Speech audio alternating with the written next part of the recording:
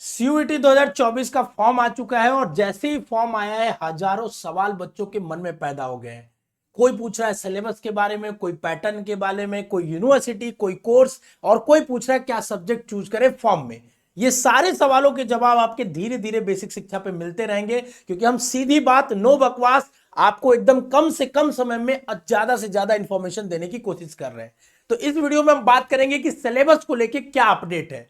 तो देखो, अगर मैं क्लियर कट भाषा में बात करूं, देखो घुमा फिरा के करने की बात नहीं है हमारी, ठीक है ना, हम लोग बात करते नहीं है।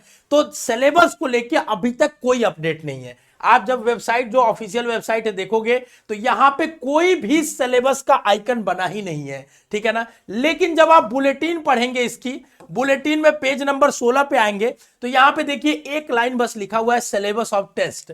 इसमें लैंग्वेज का तो सेम सिलेबस है जो था, जीटी का भी सेम सिलेबस है। अब हमारी जो बात हो रही थी वो डोमेन के सिलेबस पे, कि क्या सर एनसीईआरटी में जो रिड्यूस्ड हुआ है सिलेबस वो भी आएगा या नहीं आएगा। तो देखो, इसमें बस ये दिया है कि डोमेन का जो सिलेबस होगा वो आपके वेबसाइट पे अपडेट होगा, उसी से देखना है। और बाकी वेबसाइट पे तो अपडेट ही नहीं हुआ है, ठीक है। पिछले साल की वेबसाइट पे आप देखोगे तो ये तो पिछले साल का सिलेबस है। बहुत सारे लोग कह रहे हैं कि नहीं नहीं नहीं अपडेट हुआ है, देख के यहां से, तो ये तो पिछले साल का सिलेबस है, 2024 का सिलेबस थोड़े है। तो सिलेबस अभी आया नहीं है, लेकिन मैं आपको एक प्रूफ देता हूं कि रिड्यूस्ड होना चाहिए, सिलेबस होना ही चाहिए। कैसे? क्योंकि देखो, नीट का एग्जाम हुआ था तो एनटीए ही कराती है, और नीट के लिए भी उन्होंने वेबसाइट ऐसा ही सिमिलर इसी पोर्टल से अपना रजिस्ट्रेशन कराया है।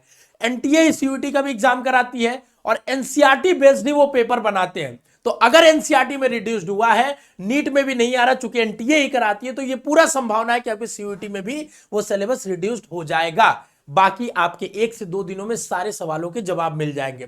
अभी इससे पहले हमने आपको बताया कि फॉर्म मत भरिए, उसमें बहुत सारे टेक्निकल ग्लिच आ रहे हैं। दूसरी चीज, यूनिवर्सिटी और कोर्स का भी कॉम्बिनेशन सही से नहीं दिया है। आप जब यूनिवर्सिटी पे क्लिक करोगे तो पहली बात तो यहां पे सिर्फ सेंट्रल यूनिवर्सिटी दी हुई है।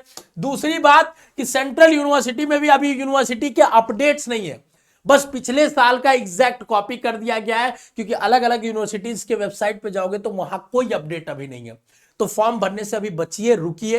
कोई ऐसा नहीं कि फॉर्म भाग जाएगा, ठीक है। हम बताएंगे सही समय, तब फॉर्म भर लीजिएगा, ठीक है। बाकी स्वस्थ रहिए। मन में अगर कोई भी सवाल है तो कमेंट बॉक्स में छोड़ जाइए। All the best.